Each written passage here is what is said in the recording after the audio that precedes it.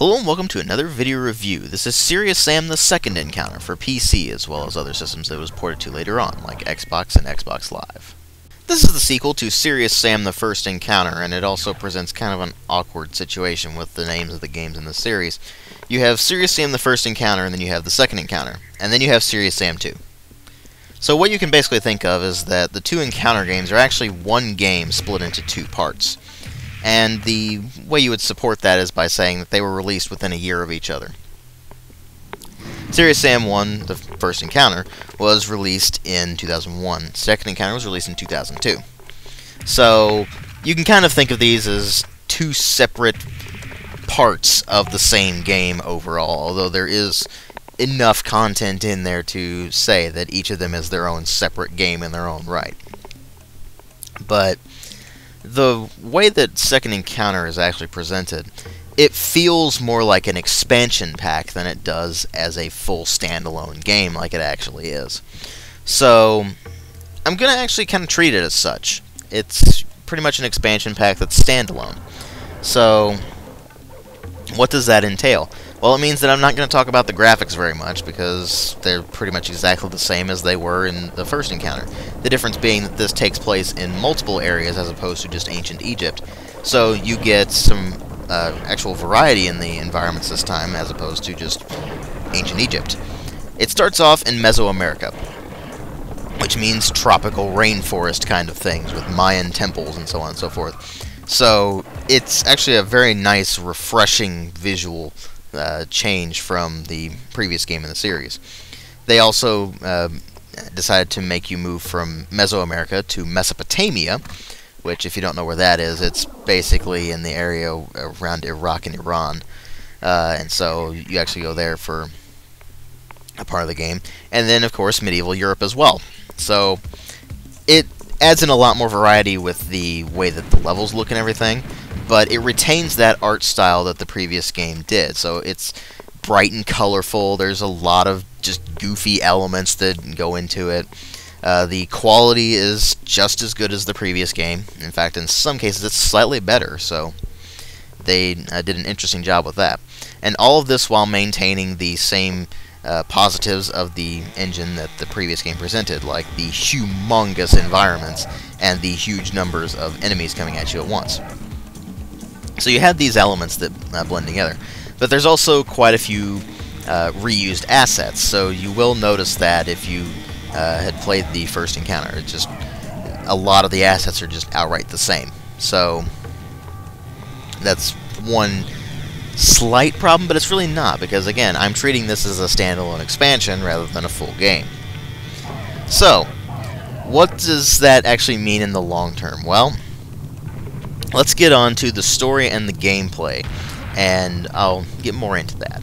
Now, the story takes place immediately after the events of the first encounter, where Sam has been traveling to Sirius on the SSS Centerpiece. It's a starship that the Syrians hid on Earth. And he is collided with by the Crow Team Crate Bus. Yeah. It's very amusing, actually, the way they've done that, and it's just ridiculous. You sit there and go, really, guys? Well then, that's just ridiculous. So when Sam looks at the coordinates to where the ship is going to be crashing back on Earth, he finds that it's set to ancient Egypt, and he's like, no! So he decides to change it to Mesoamerica in the Mayan era. So what ends up happening there is that you start off the game in Mesoamerica, and then you move on later to Mesopotamia and medieval Europe.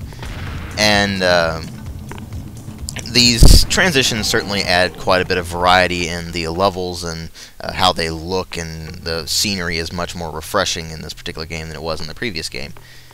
But at the same time, they managed to maintain most of the same design principles from the first encounter. It's still a lot of wide open areas with tons of enemies coming at you at once. Everything is still trapped, because if you go and you find an item, you're like, hey, this looks like a good item I want. Guess what? It's a trap! So that's certainly still in there. The gameplay is still pretty much the same. You still run around blasting the living crap out of everything. And that's pretty much it. But one thing that Serious Sam the Second Encounter does that just annoys me in every game that it's done in, it really likes taking all your weapons away. Now, they justify this by saying that once you go through a time lock, then basically you can't really do anything in terms of weaponry. You can carry the knife and the pistol for some reason, but that's it. And so you have to find all your gear all over again. It gets really annoying when you have to do that. That's one thing that I despise about any FPS that does it. It's just, this one does it several times, and so it gets on your nerves. Now, it's kind of reminiscent of the way the original Doom did it. Whenever you would switch between an episode, it would start you off with just a pistol and the fists if you started that episode right up from the beginning. But in this game, it's continuous. You have to start the game from the very beginning and then go all the way to the end. So it doesn't really justify it in, to be honest with you, an acceptable way. I really hate it when games, particularly games like this, take away all your stuff and make you get it all back again. It just gets really annoying, particularly when you do it multiple times. So that's one big design flaw that makes me not enjoy the second encounter anywhere near as much as I did the first encounter. But apart from that, the game's pretty much the same. And that's why I'm treating it more as a standalone expansion than as a full standalone game. It's pretty much the same as the first encounter. Same kind of jokes, although it does have some new ones, of course. It does add in some new enemies and some new gear, like the flamethrower and the chainsaw and the sniper rifle, which the sniper rifle and the chainsaw are the most handy of those. But it also becomes a problem because of that weird design choice where they were like, hey, we're gonna make this thing take all your stuff away. And so going from the first game to the second encounter is kind of disorienting in that regard. It seems like they just threw that in there to artificially add difficulty.